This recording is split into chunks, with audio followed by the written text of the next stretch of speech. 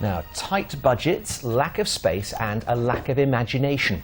One of the country's biggest school designers is speaking out about the shocking state of school playgrounds. Yes, for decades, underinvestment in outside space has left thousands of children with poor facilities. But now, with his second special report, Robin Punt has been finding out what's being done to make the old-fashioned schoolyard bigger and better.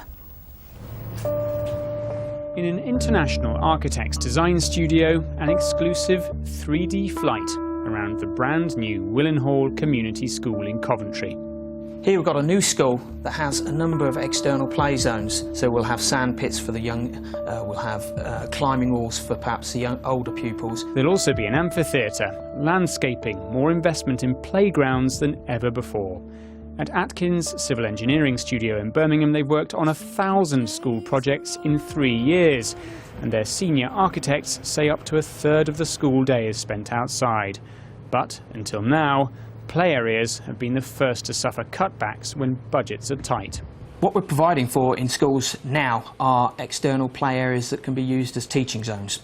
It's not uncommon now for a class to empty during core hours, and the class are taken outside with the teacher to a small area where there are some desks, a covered sheltered area, a sort of learning interactive zone where pupils can learn about items such as sustainability, landscape, even maths and science.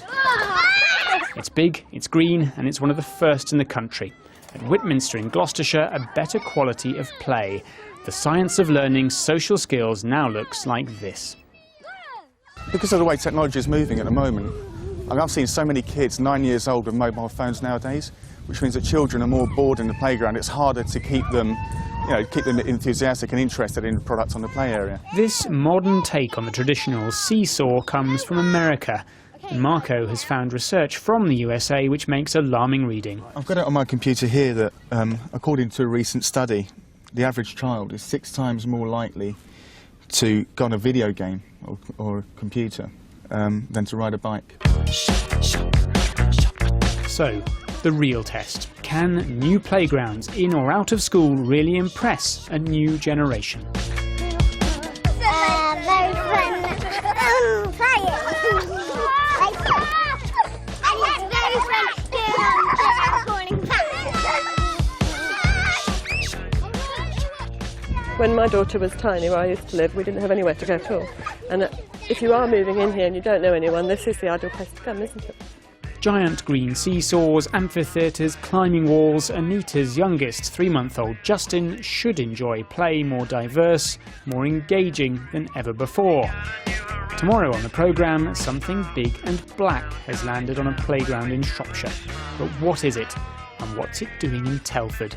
Find out on Midlands Today tomorrow at 6:30. Doesn't that look great? It does, Much better than the actually. playgrounds we used to have. Yeah, I think I had a hopscotch grid and a bike shed. That was the only place we had to play. You remember the bike shed, do you? Yeah. I'm Hey-ho. not saying anything. Let's move on. It's one of the region's more unusual buildings, and it's come under attack from a swarm of wasps. I don't know why I'm laughing. Sorry about that.